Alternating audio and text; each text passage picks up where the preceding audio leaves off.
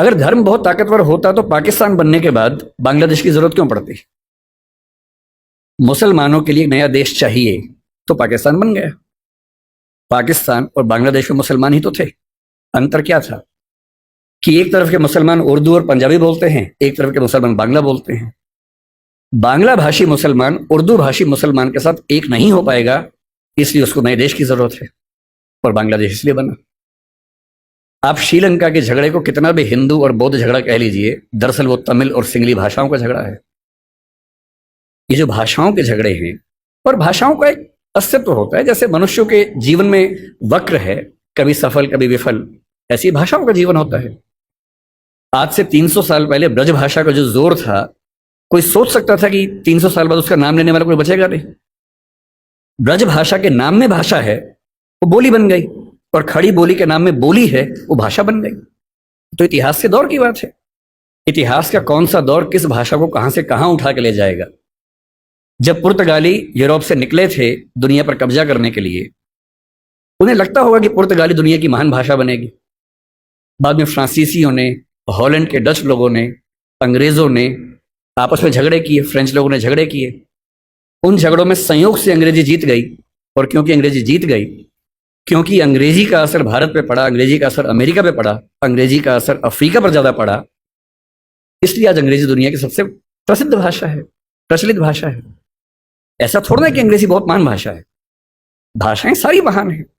और अगर तकनीकी तौर पे देखें तो हिंदी भाषा वैज्ञानिक तौर पर अंग्रेजी से बेहतर भाषा है। केवल शब्दावली के अभाव को पीछे छोड़ दें, चाहे वो ध्वनि का मामला हो, फोनेटिक्स का मामला हो, सिंटेक्स का मामला हो, भाषा विज्ञान के किसी भी स्तर पर देखें तो हिंदी अपनी वैज्ञानिकता में अंग्रेजी से कहीं भी कम नहीं है, कई मामलों में बेहतर है। इसलिए कौन सी भाषा का कितना राज होने वाला है, यह बात तय होती है केवल इस बात से कि उस भाषा के समाज की दुनिया पर क्या पकड़ है, कौन उपनिवेश की भाषा बनी, कौन साम्राज्य की भाषा बनी, किस भाषा में ज्यादा विकास हुआ, किस भाषा में कम विकास हुआ। संयोग की बात है कि आज हम एक ऐसी दुनिया में है, ग्लोबल दुनिया में, जहां अंग्रेजी का वर्चस्व है। अंग्रेजी से दिक्कत ना आपको होनी चाहिए ना मुझे होनी चाहिए। हम हर भाषा का सम्मान करें, उससे फायदा उठाएं, सीखें, अपने काम का लाभ लें। पर मैं अंग्रेजी माध्यम का विद्यार्थी रहा हूं, मैंने बहुत सारी पढ़ाई अंग्रेजी माध्यम में की है, और मैं अंग्रेजी में लगभग उतना सहज उतना हिंदी में हूं, तो मुझे इस बात की खुशी है। मुझे चिंता केवल तब होती है जब भारत में होते हुए कोई मुझसे यह उम्मीद करता है कि मुझे हिंदी बोलने में शर्म होनी चाहिए। चिंता केवल तब होती है। भारत में होते हुए मैं अपनी भाषा बोलूं, अपनी भाषा बोलने मुझे काहे की शर्म होनी चाहिए। मैंने जिन जिन देशों की यात्रा की, आज दुनिया के हर देश पर दबाव है कि अंग्रेजी सीखे, और वो दबाव इसलिए कि ग्लोबलाइजेशन का दौर है, अंग्रेजी में चीजें ज्यादा उपलब्ध हैं, स्वाभाविक सी बात है। पर मैंने कभी हॉलैंड में किसी व्यक्ति को डच भाषा की तुलना में अंग्रेजी को महत्व देते हुए नहीं देखा। वो लड़ने को तैयार हो जाते हैं। आप किसी फ्रेंच व्यक्ति से बात करें, आप इजराइल के किसी व्यक्ति से बात करें, जहां भाषा के सम्मान की बात आएगी वो अंग्रेजी का नाम तक नहीं लेंगे। जहां पढ़ने की बात आएगी, सीखने की बात आएगी, फायदा उठाने की बात आएगी, निश्चित तौर पर सीखेंगे, क्योंकि उस भाषा से उनको फायदा होता है। और आज की जो बातचीत हमारी होने वाली है वो कुछ कुछ उसी तौर पे होने वाली है कि आज हमारी क्या स्थिति है, हमें क्या करना चाहिए, क्या बहुत डरने की जरूरत है। ऐसा तो नहीं कि हम बिना बात के खौफ में हों, और मुझे लगता है कि हम बिना बात के खौफ में ज्यादा रहते हैं। और जब मैं हिंदी की बात सोचता हूं और मिरांडा हाउस के संदर्भ में सोचता हूं, तो मुझे लगता है कि हिंदी की स्थिति कुछ कुछ वैसी ही है जैसी द टेम्पेस्ट नाटक की नायिका मिरांडा की थी। जब मॉरिस ग्वायर साहब ने इस कॉलेज की स्थापना की और इसका नाम मिरांडा हाउस रखा, तो उनसे कई लोगों ने पूछा, वो उस समय डीयू के वाइस चांसलर भी थे, भारत के चीफ जस्टिस भी थे उस समय। तो जब भारत आजाद हो गया और वो चले गए यहां से, 1952 में उन्होंने एक बात की व्याख्या की कि मैंने इस कॉलेज का नाम मिरांडा क्यों रखा। 3 वजह बताई। एक वजह बताई कि एक फिल्म की हीरोइन मुझे बहुत प्रिय है, उसका नाम मिरांडा है। एक कहा कि मेरी बेटी का नाम मिरांडा है। लेकिन जो असली वजह मुझे लगता है तीसरी उन्होंने बताई, वो ये थी कि शेक्सपियर के नाटक द टेम्पेस्ट में जो एकमात्र महिला कैरेक्टर मंच पे आती है उसका नाम भी मिरांडा है। और वो कहते हैं कि मैं चाहता हूं कि मिरांडा हाउस में पढ़ने वाली लड़कियां ऐसी व्यक्ति बने। वो व्यक्ति आप मती बनिएगा, अब तो उसका महत्व रहा नहीं है, उस दौर में उसका महत्व था। कुछ कुछ छायावाद की श्रद्धा जैसी लड़कियां होती हैं, वो जो एकदम भारतीय किस्म का मिजाज नहीं होता है कि मेरा कोई अधिकार नहीं है, मैं सिर्फ त्याग करने के लिए पैदा हुई हूं। कुछ कुछ वैसा मिजाज उस लड़की का है, मिरांडा का। उस नाटक में एक बड़ी खास बात है, मिरांडा बहुत योग्य लड़की है, उसकी समझ बड़ी गहरी है।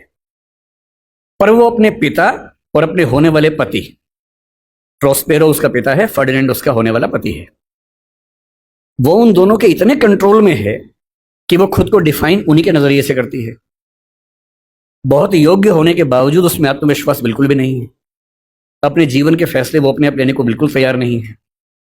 अंत में लगता है कि फर्डिनेंड का फैसला उसने खुद किया है, पर आप ध्यान से पढ़े तो समझ में आता है कि वो फैसला भी उसके पिता ने ही करवा दिया है। और वो बेचारी इतनी कमजोर अपने आप को महसूस करती है। हिंदी की एक फिल्म में एक गीत आया था, एक पत्नी है जो अपने पति से बहुत प्रेम करती है, सुंदर नहीं है, पति उससे प्रेम नहीं करता है, पति कहीं और प्रेम करता है। तो वो लड़की, फिल्म का नाम था नसीब अपना अपना, एकदम समझ लीजिए कि मिरांडा ही उसे बोल रही है, एकदम मिरांडा का भारतीय संस्करण है। और वो अपने पति के बारे में एक वाक्य बोलती है, भला है बुरा है जैसा भी है, मेरा पति मेरा देवता है। ये उस जमाने में चलता था, आज के जमाने में तो पत्नियां पति का हिसाब बराबर कर देती है अगर कोई ऐसा करे तो, लेकिन उस जमाने में ऐसी हरकतें होती थी। और टेम्पेस्ट की नायिका मिरांडा अपने प्रेमी से, फर्डिनेंड से कह रही है, अगर तुम मुझसे शादी कर लोगे तो मैं तुम्हारी पत्नी हूं, और नहीं करोगे तो मैं तुम्हारी दासी हूं। तुम मुझे किसी भी रूप में रखो, मैं जिंदगी भर तुम्हारी दासी बन के रहूंगी, नौकरानी बन के रहूंगी। और इस बात पे 16वीं सेंचुरी का ब्रिटिश समाज पागल हो गया कि लड़की हो तो ऐसी, बीवी हो तो वैसी।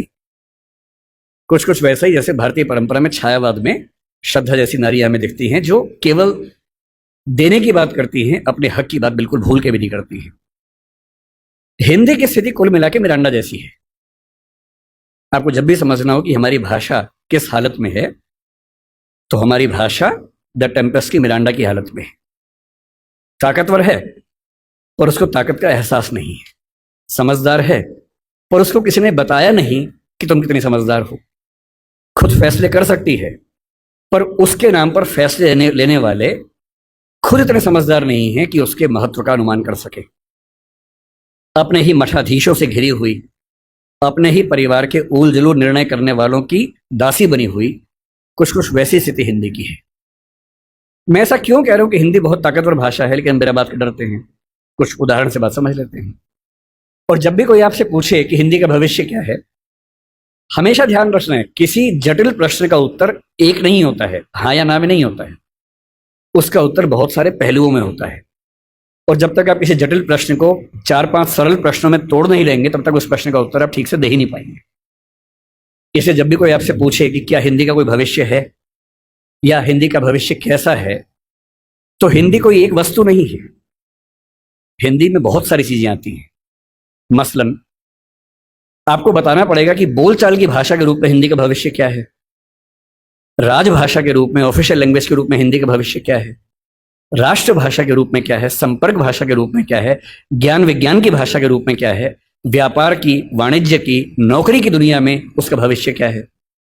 और जब तक इन सारे प्रश्नों पर अलग अलग आप 4 वाक्य बोलने की स्थिति में नहीं है, तब तक हिंदी के भविष्य की बात कैसे करेंगे। मसलन क्या हिंदी का भविष्य बोलचाल की भाषा के रूप में है या हम खत्म होने वाले हैं। यदि कोई आपसे कहे कि हम खत्म होने वाले हैं, उस मूर्ख की बात को बिल्कुल मानने की जरूरत नहीं है। वो निरा मूर्ख व्यक्ति होगा जो ऐसी बात कर सकता है। तथ्यों पर ध्यान देना है। हिंदी समाज की बुरी आदत है कि हम तथ्यों पर नहीं, अफवाहों पर ज्यादा ध्यान देते हैं।